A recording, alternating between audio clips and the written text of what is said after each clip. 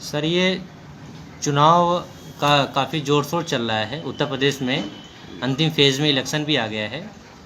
ऐसे में एक पत्रकार के रूप में आपसे जानना चाहते हैं कि आपका ये क्या नज़रिया बन पा रहा है इस चुनाव में, लोगों का क्या अपनी सोच है और क्या दशा और दिशा है इसकी। देखिए राहुल जी, पूरे देश में 5 राज्य हैं जहाँ की ये विधानसभा के चुनाव हो रहे हैं, जिसमें उत्तर प्रदेश का जो चुनाव है 7वें चरण में है, अंतिम चरण है।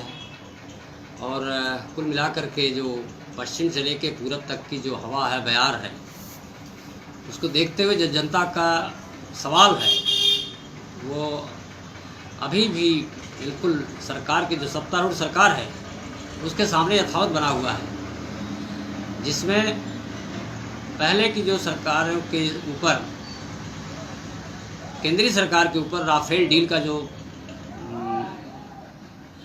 पीएमओ हाउस के द्वारा जो डील हुई थी, उसमें जो भ्रष्टाचार का मुद्दा आया था फ्रांस के, उसको सरकार अभी तक क्लियर नहीं कर सकी, वो अभी पड़ा हुआ है। कोरोना संकट में जो लोग तमाम मरे, नदियों में लाश फेंक दी गई, तो सरकार ने कहा कि ऑक्सीजन के अभाव में कोई नहीं मरा। तो फिर वो लाशें कहाँ से आ गई? इतनी ज़्यादा लाशें कि लोग जला नहीं सके। उसके लिए पीएम केयर फंड बनाया गया। पीएम केयर फंड में अरबों रुपए आए। उसके लिए एक नया नियम बनाया गया कि पीएम केयर फंड का हिसाब कोई सार्वजनिक नहीं कर सकता। तो यह भी संदेह के घेरे में आ गया कि देश की जनता द्वारा मिला हुआ चंदा जो पीएम केयर फंड के रूप में इकट्ठा हुआ, उसका एक कोई हिसाब ही नहीं कर सकता। फिर इसके बाद किसान आंदोलन हुआ। किसान आंदोलन में 13 महीना चला, उसका समझौता हुआ। उस समझौते में बहुत सारी किसानों की मांगें थी, जिसको सरकार ने मान लिया। इसमें एमएसपी की गारंटी के लिए कानून समिति बनानी थी, समिति नहीं बनाई गई। जो उसके मुख्य आरोपी हैं, उनके पिताजी केंद्रीय गृह राज्य मंत्री, उनको हटाना था, उनको नहीं हटाया गया। जो किसान मरे थे उनको मुआवजा देना था, वो भी नहीं दिया गया। तो इस तरह से उसको भी सरकार ने नज़रअंदाज कर दिया। तो सरकार कहती है कि भाई हम तो अपराध मुक्त उत्तर प्रदेश चाहते हैं। तो उससे बड़ा अपराधी कौन होगा जो किसानों को सरेआम रौत रहा है गाड़ी से। इसके बाद हमारे देश में जो पुरानी पेंशन की मांग बहुत दिन से उठ रही है, उस पर सरकार ने कोई ध्यान नहीं दिया। हर समस्या का समाधान, महंगाई हो, बेरोजगारी हो, शिक्षा में अभाव हो, कोई भी समस्या का समाधान, उसको यह सरकार जो वर्तमान में है वो जवाहरलाल नेहरू से जोड़ती है। तो जवाहरलाल नेहरू तो मर चुके हैं। अब तो जिनको सत्ता मिली हुई है उनको इन समस्याओं को हल करने की जिम्मेदारी है।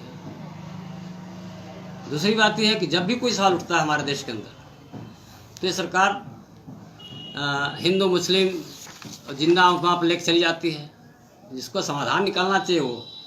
तो इस तरह से जो सरकार ने जो विगत समय में जो नई शिक्षा नीति बनाई 2020, नई बिजली नीति 2020 बनाई, नई श्रम कोड 2020 बनाए, नई कृषि नीति 2020 बनाई, तमाम नए कानून बना करके सरकार ने जनता के और नागरिकों के और श्रमिकों के, कर्मचारियों के जो मौलिक अधिकार थे उनका हनन किया।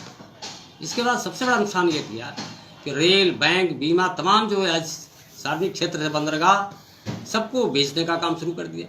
तो सेवाएं महंगी होती जा रही हैं। तो महंगाई, बेरोजगारी, शिक्षा की दुर्व्यवस्था और कोरोना पीरियड में जो श्रमिक बेरोजगार हुए उनकी समस्या, सब की सब यथावत बनती रही, आगे बढ़ती है।